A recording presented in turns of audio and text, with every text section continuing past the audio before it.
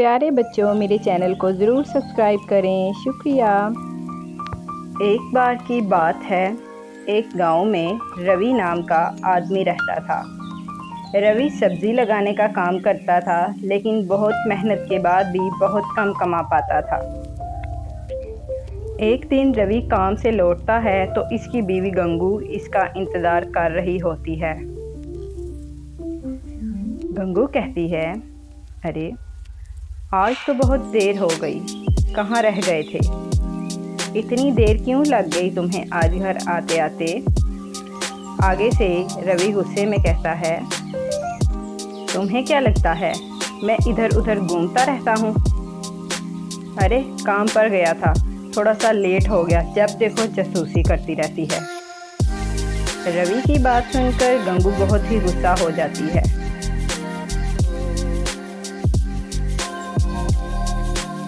क्या हो गया, बात को बढ़ा क्यों रहे हो? मुझे तो बस तुम्हारी थोड़ी सी चिंता हो रही थी, इसीलिए तुमसे पूछ लिया। तभी उनके बच्चे राहुल और पिंकी वहाँ पर आ जाते हैं। पिताजी, कल हमारे स्कूल वाले सारे पिकनिक पर जा रहे हैं और मेरा और पिंकी का भी बहुत मन है उन लोगों के साथ पिकनिक पर जाने का। तो मैं और पिंकी उनके साथ पिकनिक पर जाएं? कहीं नहीं जाना, यहीं घर पर रहो और पढ़ाई करो। वैसे भी हमारे पास पैसे नहीं हैं।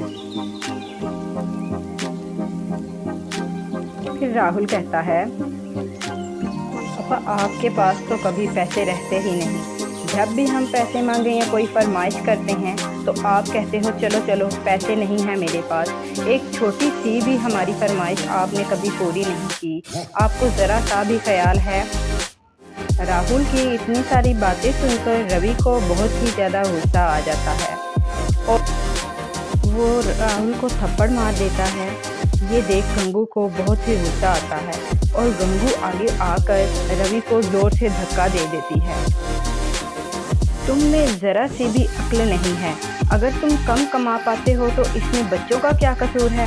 अगर दोबारा मेरे बच्चों पर हाथ उठाया ना तो मुझसे बुरा कोई भी नहीं होगा।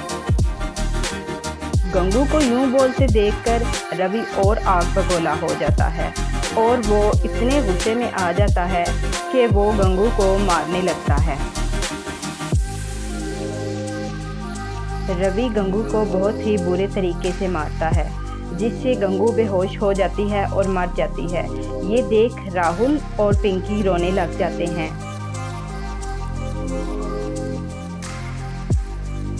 राहुल रोते रोते अपने पिताजी से कहता है, पिताजी आप माँ को मत मारिए, मम्मी बेहोश हो गई है, मम्मी को मत मारो, अब हम आपसे कुछ भी नहीं मांगेंगे, प्लीज़ पिताजी। राहुल और पिंकी की बात सुनकर रवि गंगू को मारना छोड़ देता है। फिर रवि नीचे पड़ी गंगू को देखता है, लेकिन गंगू मर चुकी होती है। रवि इतनी बुरी तरह से उसे मारता है। फिर रवि सोच में पड़ जाता है, पुलिस मुझे नहीं छोड़ेगी, अब मैं क्या करूं? फिर पिंकी और राहुल को समझ आ जाती है कि उनकी माँ मर चुकी है और राहुल और पिंकी गुस्से में आ जाते हैं। राहुल अपने पिताजी से कहता है, पिताजी ये आपने ठीक नहीं किया, आपने माँ की जान ले ली। हम अभी पुलिस को बुलवाकर आपको पुलिस के हवाले करते हैं। राहुल की बात सुनकर रवि घबरा जाता है, इतना घबरा जाता है कि वो घर से भाग जाता है। राहुल और पिंकी अपने घर में अकेले रह जाते हैं। वो दोनों बच्चे बेचारे अपनी माँ की लाश के पास खड़े होकर रोते रहते हैं। गांव वाले उनकी माँ का अंतिम संस्कार कर देते हैं, लेकिन राहुल और पिंकी किसी को भी ये बात नहीं बताते कि उनकी माँ की जान उनके पिताजी ने ली है और रवि वहाँ से भाग गया है। लेकिन रात में बच्चे अकेले हो जाते हैं। पिंकी बेचारी को बहुत डर लग रहा होता है। राहुल भैया, मुझे बहुत ही डर लग रहा है और बहुत ज़्यादा भूख भी लगी है। राहुल पिंकी से कहता है, पिंकी तुझे मेरे होते हुए डरने की ज़रूरत नहीं, और तुझे भूख लगी हुई है, मैं अभी तेरे लिए कुछ खाने के लिए लेकर आता हूँ। मेरे होते हुए तुझे चिंता करने की ज़रा सी भी ज़रूरत नहीं। फिर राहुल खाने की तलाश में घर से बाहर निकलता है। राहुल बेचारा इधर उधर काफ़ी मारा मारा फिरता है कि उसे कुछ खाने को मिल जाए, लेकिन उसको कुछ भी नहीं मिलता और वो खाली हाथ घर वापस आ जाता है। मुझे बाहर कुछ भी पिंकी खाने को नहीं मिला, और पिंकी हमारे घर में भी खाने को कुछ नहीं है, सब कुछ ख़त्म हो चुका है।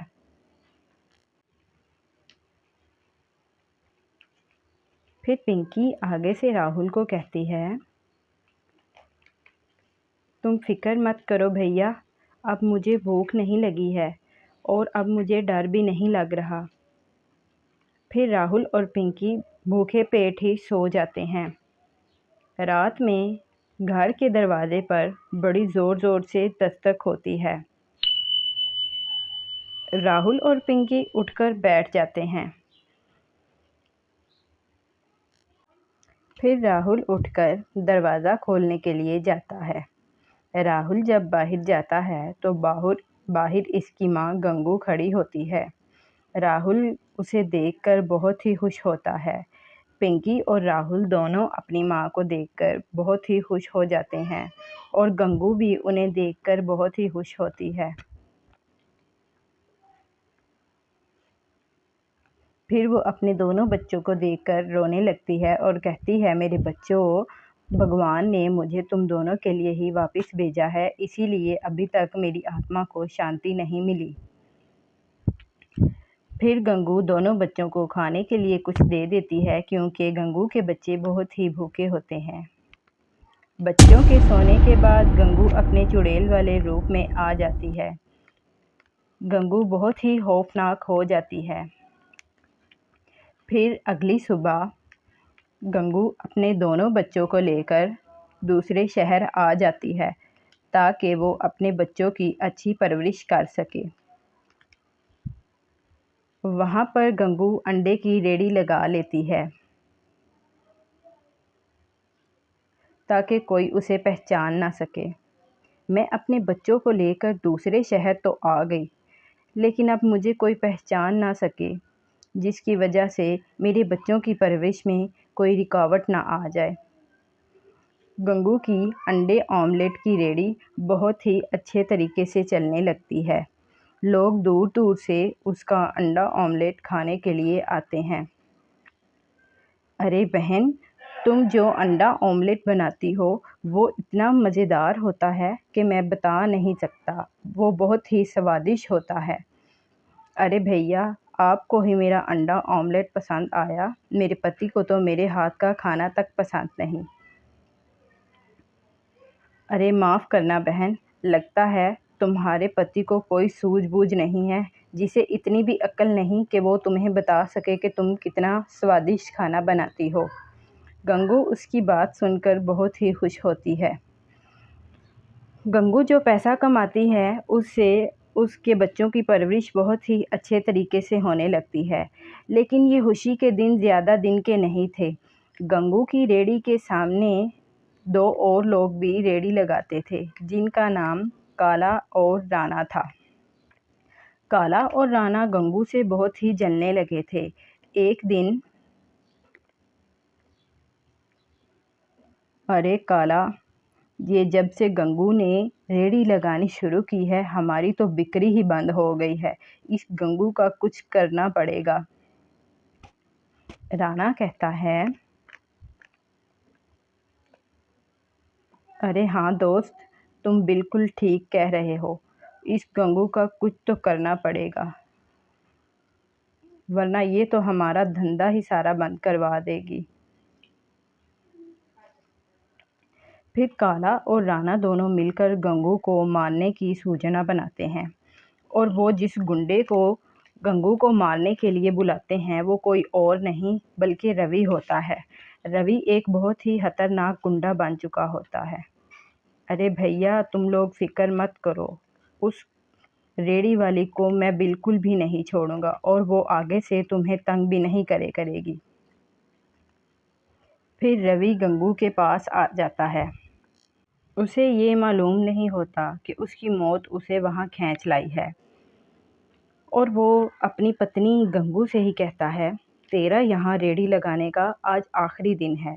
इसके बाद तू यहाँ कभी भी रेहड़ी नहीं लगा पाएगी।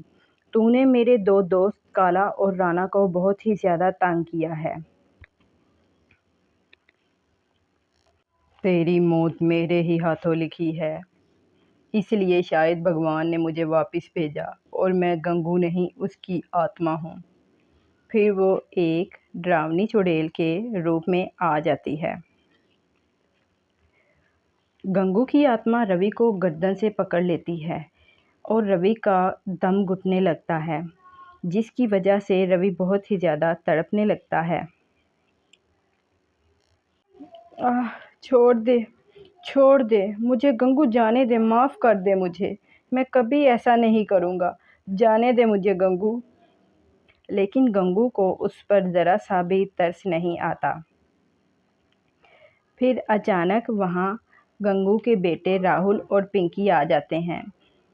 रवि की ऐसी हालत देखकर पिंकी और राहुल माँ के पास आते हैं और फिर राहुल अपनी माँ से कहता है, माँ, तुम पिताजी को माफ़ कर दो, उनके होंठ से अपने हाथ मत रंगो, हम दोनों यही चाहते हैं। पिंकी और राहुल की बात सुनकर गंगू राहुल को दूर फेंक देती है और रवि दूर जा गिरता है। और फिर गंगू की आत्मा उससे कहती है, देखा तुमने मेरे साथ कितना बुरा किया, लेकिन फिर भी मेरे बच्चे तेरी जान बचाना चाहते हैं, चला जा यहाँ से, चला जा। लेकिन फिर वहाँ पर काला और राना दोनों आ जाते हैं और वो पिंकी और राहुल दोनों को पकड़ लेते हैं। उन दोनों को पकड़ने के बाद, हा हा हा हा, बहुत हुआ तुम दोनों का मिलन। गंगू, तूने हमारे धंधे का बहुत नुकसान किया है, आज इसका बदला लेंगे हम दोनों। ऐसा कहने के बाद काला और राना दोनों चाकू निकाल लेते हैं और राहुल और पिंकी की गर्दन के पास रख लेते हैं। फिर रवि होश में आता है और इन दोनों को धक्का देकर नीचे गिरा देता है, जिससे वो दोनों ज़मीन पर गिर जाते हैं। ये तूने क्या किया रवि? अब इनसे पहले तेरा ही नंबर आएगा। फिर राना आगे होकर रवि को बहुत ही ज़ोरदार चाकू मारता है, जिससे रवि घायल हो जाता है और ज़मीन पर गिर जाता है। गंगू राना और काला को गुस्से में उठाकर दूर फेंक देती है, जिससे काला और राना बहुत ही ज़ोर से ज़मीन पर गिरते हैं सर के बल और वो दोनों मर जाते हैं और गंगू उन पर चाकू से वार करती है। फिर गंगू रवि के पास वापस जाती है। तुमने आज मेरे दोनों बच्चों की जान बचाई, जिसकी वजह से मैं तुम्हारे सारे पाप माफ़ कर देती हूँ। गंगू की बात सुनकर रवि बहुत ही ज़्यादा रोने लगता है।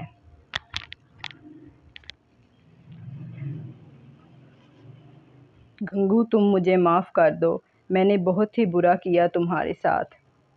फिर गंगू आगे से कहती है, मैं तुम्हें तभी माफ़ करूँगी जब तुम मेरे बच्चों की सही से परवरिश करोगे। मैंने अपने बच्चों के नाम बहुत पैसा जोड़ा है और ये अंडे की रेहड़ी भी तुम ही संभालो। फिर रवि, ठीक है गंगू, तुम मुझे माफ़ कर दो, मैं खूब मेहनत करूँगा और अब से पैसे के पीछे भी नहीं भागूँगा।